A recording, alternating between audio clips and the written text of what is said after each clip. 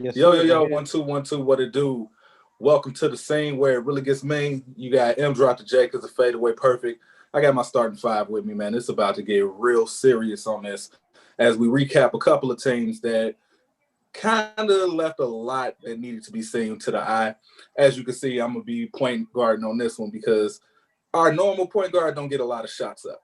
And this is the perfect time for him to get all the shots he needs because we've been talking and discussing about this off the record for about 2 or 3 weeks about this soap opera called the Los Angeles Clippers and the Milwaukee Bucks, which is like the commercial to that soap opera.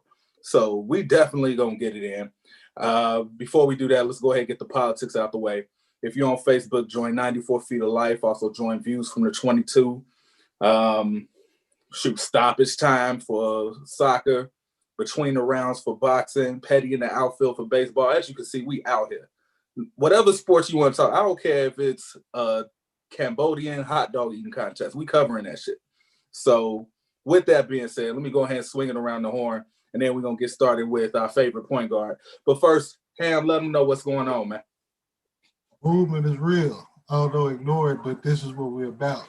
We change the narrative around here. We got a few things to chop it up with, like you said about the Clippers, and I'm really more on them, and I'm not gonna go too heavy on the Milwaukee Bucks because they're the Milwaukee Bucks. Let's just kind of deal with that. So I'm gonna skip past this one. Let's see, we're gonna go to Ohio, Mississippi. Let's go to Ohio first, then we skip it all the way around the horn. Hey, man, look, Pastor Germ in the building today. There will be no Mr. So True. We pastor. I just got my robe on, getting ready to come up off, get up to the pulpit because we're gonna preach to some folks today.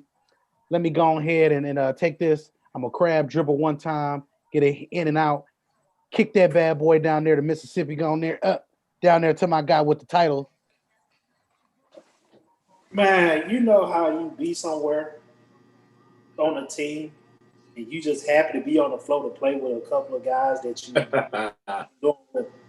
This how I am today, man. I mean, y'all know what it is, man. Y'all know exactly what it is. So hopefully y'all tuned in and we will give y'all everything what y'all want and what y'all need. So, Big Shot, we gotta save you for last. Yeah, But this big. nah.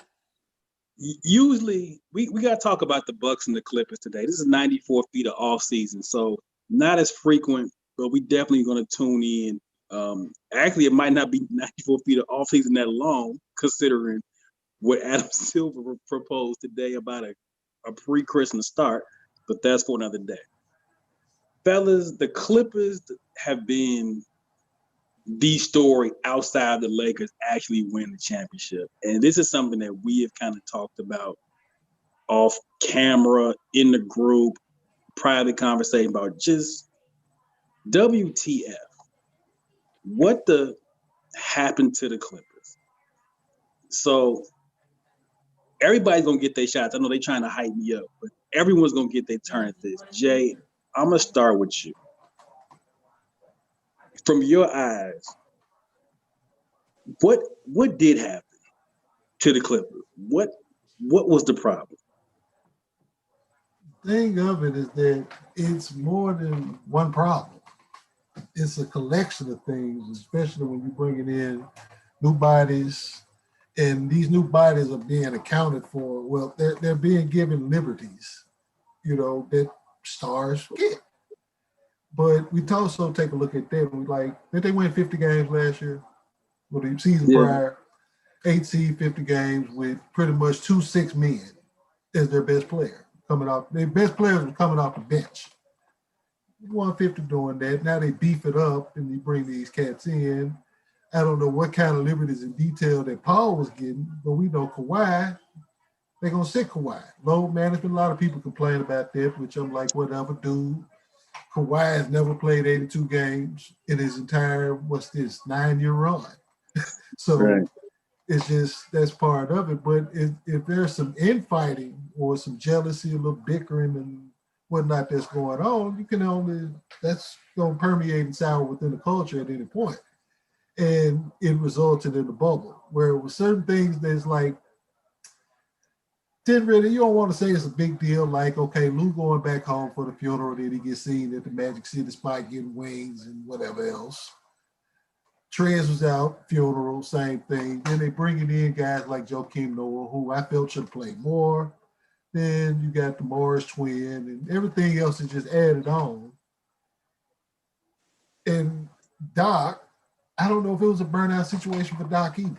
It may have been, it's like, okay, because you in win now mode.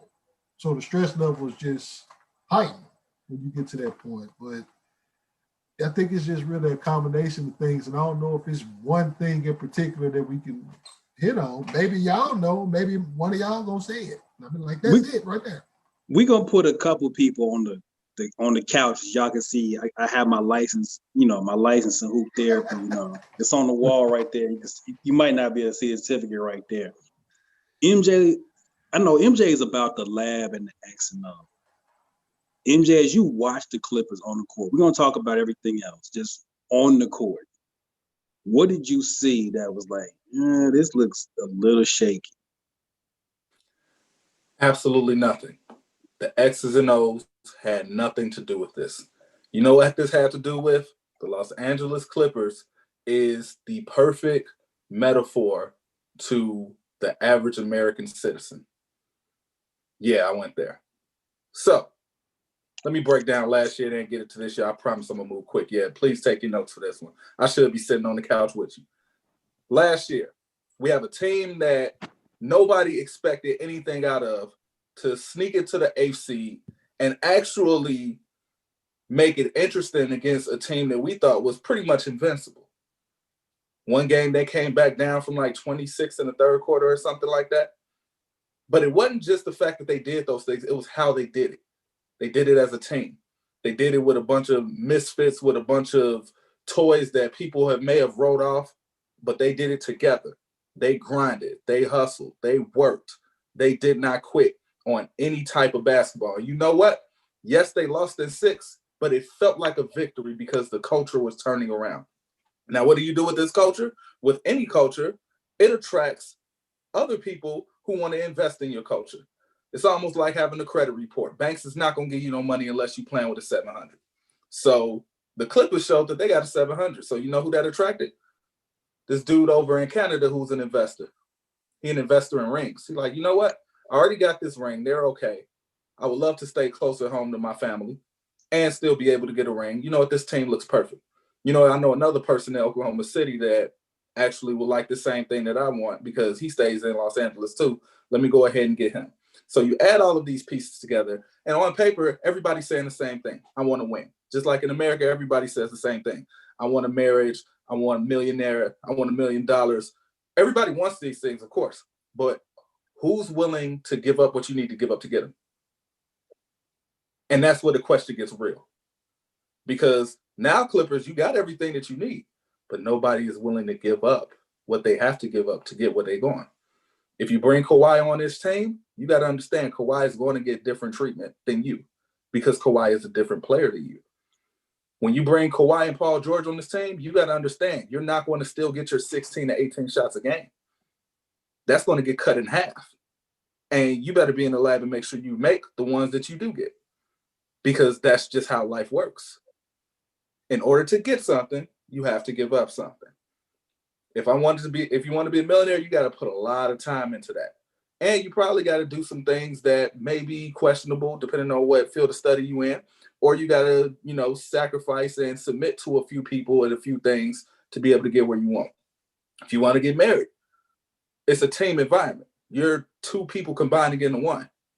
You're going to have to sacrifice some things in order for that marriage to be great. It ain't going to just be about you. Or is it going to be about your spouse? And what we witnessed in this locker room is simply what happened with any family. It gets overexposed because we're not winning. If they were winning, nobody says nothing. Do you really think the Lakers locker room this year was just peachy keen? No, they just won. So the ingredient is winning. So I'm going to swing this over to Pastor Jerm because I know he about to pass the collection plate. Talk to us, Jerm. What you think? First and foremost, ladies and gentlemen, let me honor our congregation in the comments. I just want to let them know, shouts out to Blackstock. We got our guy Mo. Coach Stewart, Mr. Lester Stewart himself, is in the building. We got Victor, Mr. Victor, my good friend, our good friend, Victor Mino. Uh, Basically, Blackstock has made a couple of comments here. Les has said that he feels like PG and Kawhi, they never played together and they really never got no continuity in his view. And that's pretty good. That's good analysis there as well. Blackstock said you basically had a team build on their own and bring in two outsiders. That's what threw them off. The guys that were already there felt they weren't respected. That could be the case, but in the perfect world, when you bring in a new guy, and that new guy is better suited for management or a higher position, you can't be mad that that new guy skips you because he's more suited to fill a certain role and a void that you can't fill. So that's just the easy way we'll do that. Oh, this bag is heavy today. I come with heavy burdens today, ladies and gentlemen, heavy burdens. So first and foremost, I just want to start off by saying the one thing that I do not like is I do not like the excuses that grown men make in situations when you are not the same caliber of a player as another guy. I don't care that you got 18 shots last year because you can still get these 18 shots. It's just certain things we're going to have to sacrifice, meaning we're going to have to play better defense. We're going to have to speed the tempo up. That's the only way. That's the only way that we're going to be able to get everybody to 18, 20 shots. Is we're going to have to speed this tempo up, especially if you got five guys that can give you a bucket. Five guys at least that can get you a bucket. Next, point guard play. I'm just going to tell y'all the truth, and we just going to cut to the chase right now. Lou Williams, you don't play enough defense for me to be sitting here warranting 20 shots a game. I'm just going to tell you the truth. It worked last year. It ain't going to work when the lights is the brightest. You just, it's not that you can't play defense. It's just that you lack the knees to be able to bend and slide your feet. I mean, we see it. MJ will probably tell you better than I can tell you. He tries to give the effort. And here in Cleveland, we got a group called Bone Thugs. And what they did was they came and they said, we tried so hard. So until then, I'll be posted up right here in this Fleet Hell Snow. So I just want y'all to know, I see things won't change. That's what my guy came out and said at the next part of the verse. But all I want to see, I see his hips can't change directions very quickly. He has a lot of things that he struggles with. I'm just gonna keep it real. I think the people who said things like this are probably guys like him and Trez. I don't think anybody else on that Clipper team is going to be listened to by media personnel other than those two people. Remember, those are the two big pieces that were there that's supposed to help this big two of Kawhi and PG. But as Big Shot alluded to, and then I'm going to swing the rock. Big Shot said this, and it really made it just digs deeper into the bigger black hole that we're into, which we're going to call the Clippers. Trez gives you nothing defensively. If it's not a highlight play, which is a shot block, he's not going to change very many shots. He's not taking very many charges. He's not doing winning basketball plays. On offense, though, that's where a majority of his motor is used. But even with that, he's still not making layups. How many and ones did he miss? Trav, you know how we kick the ball? I'm going to go ahead and kick that junk to you right there, while Pastor grab a drink. We talking about everything. We didn't talk about players, all this stuff like that. One thing that you can see is that after the whole thing that happened in Wisconsin and when Milwaukee stood down and played in the bubble, there was two other teams that wanted to stand down also. One was the Clippers, the other was the Lakers. Their heads was gone. Their heads was gone out of it. But before all of that, actually, this stuff happened in 2000. There was this coach in 2000 in Orlando, had a chance to have three dynamic players. He dropped the ball. Then, 2008, this same coach, he got 3 more players, and he made those players buy into a system.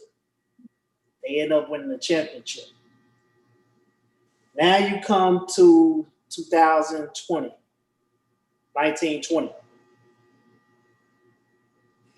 Doc Rivers, I think, has a problem coaching dynamic talent and making them buy into it. The reason why the Boston Celtics bought into it was because they was old. They was getting old. They had to buy into it. When you old, you depend more on your team than your individual talent. This man had a chance to get Tracy McGrady, Tim Duncan, and Grant Hill. You got Tracy. You got Grant. Only thing you had to do is let Tim Duncan bring his kids and his wife on the plane, and you would have had a trio. You would have stayed in Orlando. It wouldn't have been no such thing as Boston. Now you have Kawhi Leonard and you have Paul George. Paul went into the black place. He went into the dark place. Although we don't see Kawhi say anything, his family got too much involved, which in a whole lot of teams, you have other things involved. I really think, although we talk about the players, Doc has a problem coaching situational talent. He has a problem coaching situational talent. I believe Doc was an issue, but now I get to open up the couch. And the first dude we're going to put on the couch is Paul George. Bishop, he preach, Bishop. Now, Amen. Let me say this about Paul George. I am never going to downplay the mental health side of it. Amen. So let's be very clear on that. However, when we trade the house, the car, and the yacht for you, there is a weight of expectation that comes with that I don't know if Paul George can handle. But when you make this type of investment, you're making this investment with the expectation that he can. Now, the people in the comments, and J-Ham and all y'all will be familiar with this name I'm about to say. Remember Chris Webber? Chris Webber was one of the most ungodly talented players this league has ever seen. Do everything. But if you go back and look at Chris Webber's career, the numbers are phenomenal. Even his playoff numbers actually look really good. But when the money's on the table,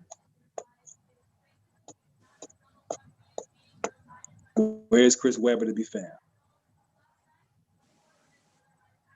Game 7, LA, Sacramento versus the Lakers, where was Chris Webber? Baby shot 27 times that game, and he's a true point guard. When the best player on that team is clearly who? Chris Webber. Paul George is the modern day Chris Webber. Physically gifted, got every skill in the book, can do everything. But when the money's on the table, he's going to leave you wanting. The numbers will look good. Well, PG's numbers weren't good in this series. But you look at overall, you say, man, PG 22, 8-5 most nights. But it's not there. And the question I think that now that I would have for Paul George, and I was asked this with not the slightest bit of shade or pettiness, is do you really have it in you? Counting the mental health issues for this responsibility. I think it's a legitimate question at this point. Are we asking too much of you? Because if we're asking too much of you, certainly let us know. And now the Clippers, maybe we need to adjust this plan, because we talked about they traded the house, the car, and the yacht for him. You're going to have to resign him. When Paul George's contract come up in 2022, he's getting a new deal from the Clippers. It's going to happen. So y'all can be prepared to count his pockets in advance. That would be my question. Second dude we're gonna put on the couch, and I'm gonna definitely let y'all chime in. Second dude we're gonna put on the couch is the two. We'll put them together since they are a great combination. Is Montrezl Harrell and Lou Williams? Now, for me, Jeremy talked about what Montrezl Harrell doesn't get. Yes, the issue with the grandmother passing, I will never downplay that. Big dog, you was out of shape when you got there. Lou, again, we won't downplay the issue. You weren't in shape either when you got there. And to me, that speaks to a lot about Montrezl Harrell. For all that, I'm the energy guy or this. This was a contract year for you, Playboy. This was contract year. If you were ever going to be in shape, it was this year.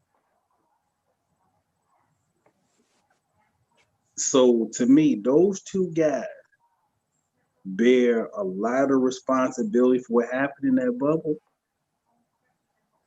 And we laughed at Lemon Pepper Lou. We laughed at the Magic City thing. Funny. But it does speak to your professionalism. It does speak to your dedication.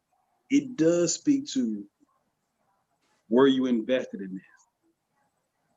And I think them and the team we're going to bring into this mix shortly, the Bucks. I don't think y'all were ever invested in this. I don't think you really wanted to be there, despite the fact that you had a chance to win the chip. Jay, Germ, MJ, is there anything I have said on this couch session that is not correct, or that you want to chime in on? Man, everybody covered every follicle of this thing. Like every crevice, every nook, every cranny has been covered. Bishop. But you cannot ask a question like that and expect us not to answer about Paul George. Come on, man. You can't do that. So it'll be quick. Well, let's round robin it, since I'm running this point here and you getting shots up. Let's round robin. Where did it begin with Paul George mental issues? Here is my theory. It was one day, one night, I don't know what time it was. He had a USA jersey on, and he was playing against other USA players, and he went up, and he fell down and probably dealt with one of the most excruciating, one of the most just gut-wrenching injuries that I have ever witnessed personally, in which he had to go into the lab. He had to put a lot of work in rehab. He had to do a lot of things to get where he needed to go. Now, I'm not a genius. I've never went through a devastating injury like that during my times of playing completely lower level than what they're playing at. But this is what I can tell you. If I almost get burnt, please believe I'm staying away from the fire if I can. So the main things that we talked about that we had an issue with Paul George was what? His reluctantness to get into the paint. His desire to get away from contact. I think it has a lot to do with a flashback of he don't want part two of that. I wouldn't. And that's okay. And for what Ron said, to sit down and have him to ask that question, of course he's not going to say it with his mouth. There's too much money involved. That's like asking a little kid, do you want to play basketball? if they care about you, they're gonna say yeah, even when they don't. True. That's like what the DMV asks you, do you want to be an organ donor? What person gonna say, hell no, I don't want to be no organ donor? It's just something you don't say. I mean, besides, the exceptions to the rules. But that's, to me, what it is. So let's go ahead and kind of move quickly. What do you think, Ham? And I'm glad you went back to that summer of 2014, because the player that he was becoming prior to that incident, that accident, he was like all world level. I went back and watched that game 2 of the 2013 joint against Miami. Yo, he was at Braun neck the entire night. If that's the one where he came through with the right hand and flushed on Birdman and like, yeah. Ooh. And then he came down and he stuck a 3 right before the end of the third, and Braun had to look back like, yo, give feel, because it was like they in that moment. You know what I'm saying? It's like, yo, we here, we doing this. But after that, and he went through that, he came back, of course, rather quickly with modern, benefit of modern medicine. But you fast forward up to this series, and one of the key complaints that we were seeing on our timeline in the group, he ain't attacking the basket. Why he's so willing? He's even called soft because of this, by a few people within our group. So it was like, hold on, yeah, you do got to be aggressive, but it's something more to this. Now, we're not excusing it. We just getting to the root of what it is. Right. Because it's like, it's golden opportunity to win a championship for this franchise that's been historically, futility. That's the only thing you can associate with them. Like, you can't even call the Clippers lovable losers because they don't matter like Donald Sterling. So, for as long as he on the team. But it's so much that's there, man, when you bring that part back up, and it's just like that recovery process, because that incident, that was trauma.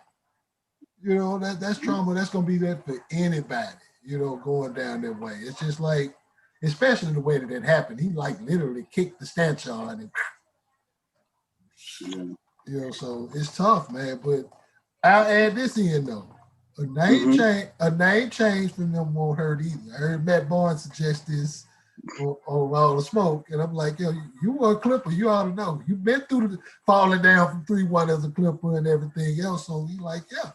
That because it's so much. Like I said, it's just the futility that comes with that franchise. As far as the other two, Lou and Trez, they are who they are. I saw something that Les just said in the comments. He was like, Lou need to be on the floor with at least one of them. He can get his shots then. Lou as a third, nah. As a second, cool, because he can flow within that. But as a third, so they're needed. And I think that they needed this to happen. Ultimately to get to where they want to get to. Just one of those that failure that they needed. Jern, I'm gonna swing it to you, and then I got one more person that gets to get on the couch. I'm just gonna say this to make this real easy. PG has never been the same since the injury. This is something that's showed by his game. He does not attack the rim the same. He has focused more on jump shooting. It's been strictly more of about that 16-foot and back range that he has focused on. He has become a 6'9" or 6'10" jump shooter without the Trey 5 effect of having a pure jumper. I did it. I don't care. And also, we're just gonna call it what it is. Where Paul George can make his money is the same place that Kawhi can make his money, because the game is wide open in that 3 to 10 foot area. Paul George is not knocking them shots down. If he knocks those shots down occasionally, then you knock down a couple of threes, and then you do attack the rim occasionally. Even if you don't attack the rim the same way, there's many different ways you can attack the rim. You don't have to attack the rim and even be dedicated to going to the rim. It's just giving a hard sell like you're going to go dunk on somebody that will cause you to be able to get fouls. If I was his trainer, I would turn him into a 2-foot jumper. Everything is planted, everything is on balance, so that way you don't ever have to worry about feeling like you're off balance when you jump off one. Just me. Go ahead. Hey, I'm gonna say this, and MJ, that's a good point. But let's look at our explosive 2-foot jumpers that we can remember. The first one to come to mind is Shannon Brown. It's not saying that you can't, but in basketball, we think we have to go up with one, not understanding that a 2-foot gather is better than a 1-foot gather. But you know what? Let me swing it to my guy Trav. Trav, get in there, man. Go ahead. You know, well, we got licensed hoop therapists all across the world. They got a job because of two things: mental health and just people forget to do what they're supposed to do. Like, let's just say, like I was hearing the whole thing about Markelle Fultz. Markelle Fultz, before he came to this league, was hooping. He played, he shot, he got his arm, shoulder messed up. All of a sudden, it's this, it's that, it's this. These licensed, I had to take your job away, Big Shot. But a lot of these licensed folks ain't here unless they just go out and play ball. Just go hoop. Paul George just gotta go hoop. Bottom line, period, exclamation point, everything. Trav, the problem with that is when you hooping with expectation. Damn the expectations. You gonna either fail. Trav, we have seen talented player after talented player. You could pick any sport. When it's expected of you, it's a lot different. But you know what? It's a lot but different. You know, Trav, it's a lot different when you are expected. See, when you were in Indiana, mm-hmm. and Oklahoma mm-hmm. City, didn't matter. Didn't matter. When we trade the house, the yacht for you, it matters now. But a lot of people, and I understand that. Mm-hmm. And the reason why I just said the way I said, not because of this expectation, because they have taken the fun away from the game of basketball. That's why the mental aspect of you gotta do it, you in this situation, the aspect of it, because the fun has been taken away from the game. Trav, let me ask you this. Yeah. You asked for the fun to be taken away from you when you asked out of Indiana and you asked out of Oklahoma City. That's true. You asked for that. That's true. Which leads me to the next client. And I know people don't like to talk about him because he's their guy. Kawhi Leonard. You need to talk to him. There was a record. Joni Mitchell had it, and then it was sampled by Q-Tip. And Janet Jackson said, "You don't know what you got till it's gone." Amen. I would tell Kawhi Leonard, yes, I get it. You wanted to go home. You wanted to be close to your family. I'd respect it. He wanted that. Stairway to heaven. Oh, sorry. Playboy, your basketball situation was better on the other side of the border. Let's look at this. And I'm going to do rapid fire to everybody. J Ham, basketball player. Would you rather have Fred VanVleet or Patrick Beverly? Freddie V. MJ, would you rather have Kyle Lowry or Lou Williams? Kyle. Germ, based on what you saw in these playoffs, and overall, would you rather have Montrezl Harrell or Serge Ibaka? Give me Serge Ibaka. Trav, back over to you. Based on playoff performances, who was better last year in the playoffs, Pascal Siakam or Paul George? Pascal. So I have gone to the four best. The four of you have all picked The the Toronto. Raptor over the Clipper. Reggie Bullock or Shannon Brown? Brother, I here, almost left. hey, I almost Jerm, left too. hey, Jerm, here you go. Oh, OG Anunoby or Jermichael Green. Ooh. give me OG, and he didn't even have OG. Norman Powell or Landry Shamet. Give me playoff Powell. Let me know. Hey, what an organ at? We need an organ to be playing while he's talking right now. Listen, Like, the grass is not always greener on the other side. Yo, listen, for my younger fans that may be out there listening, you can't have your cake and eat it too. Ain't that what you supposed to do?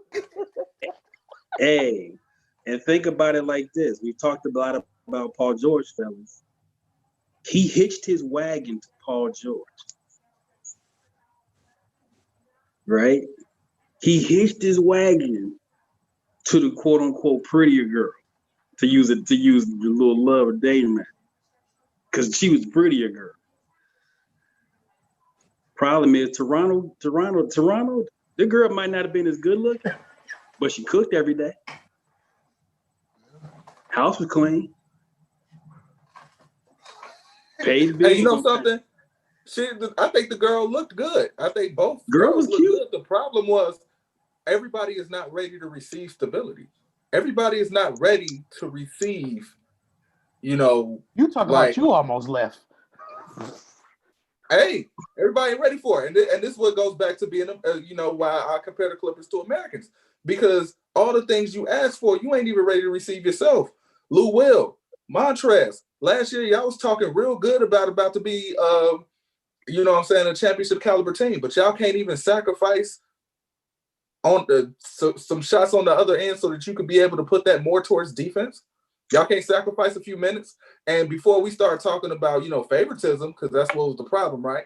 Well, I know for a fact that Doc Rivers allowed Lou Williams not to lift weights because it wasn't a part of his regimen, and instead allowed him to go with resistance bands. So let's not act like Doc don't give love to everybody.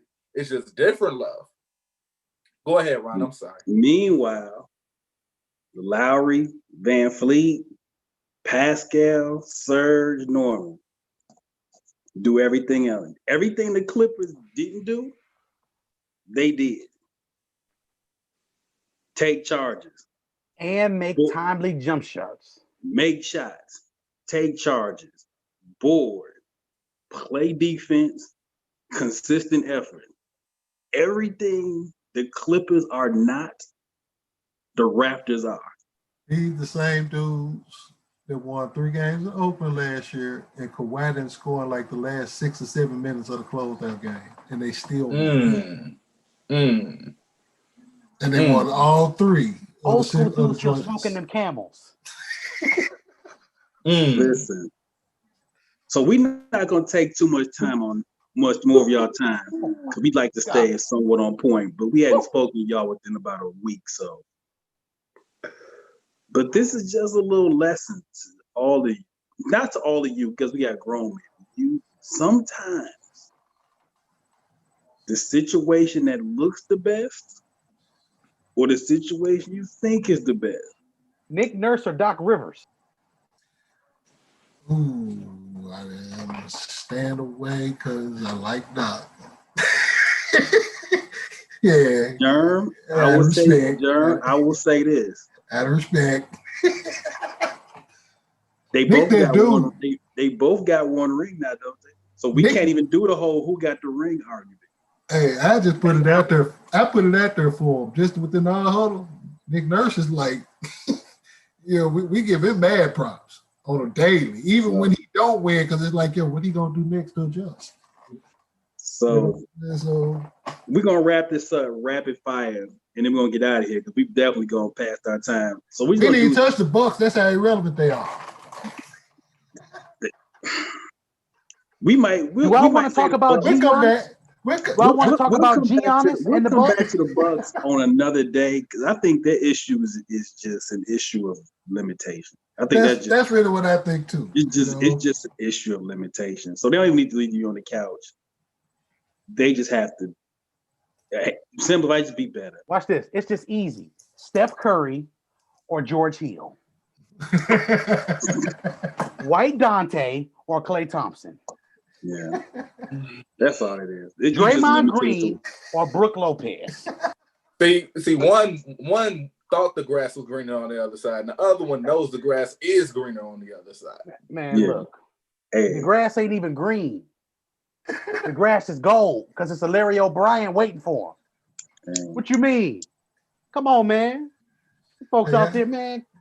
Listen, man, this is not hard, bro. This is not hard. Send the past the benevolent envelope, man. Oh my God. The benevolent one. We're going to be back, y'all, November 18th, NBA draft. We'll definitely chat with y'all before the draft. MJ, I think, is going to definitely lead the draft discussion. MJ has really sort of labbed a lot of this up. So, draft discussion coming on, will be on deck. Keep your eyes peeled. We might have Christmas basketball, which I don't know about that, but okay. It's Ron, MJ, Ham, Germ, Trav. Shout out to the folks in the comments. Remember, like the video, comment on the video, subscribe to the scene, replay it back. If you're a football head, views from the 22. Soccer head, Stoppage Time FC. Petty in the outfield for the World Series. You know, definitely got to make sure you show love Petty in the outfield. We here. 94 Feel Like the Facebook group, of course.